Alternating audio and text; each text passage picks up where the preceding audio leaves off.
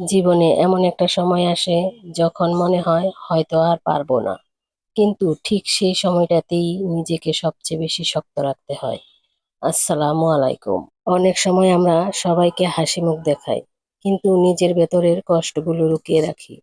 কারণ সবাই আমাদের মুখের হাসিটা দেখে, কিন্তু বুকের ভেতরের কান্না কেউ দেখে না।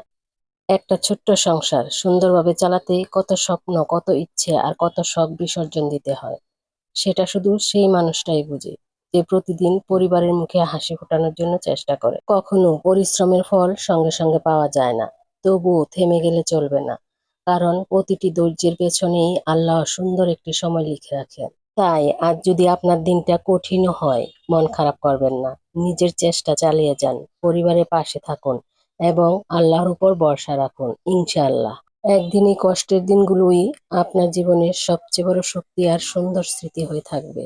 আল্লাহ হাফেজ।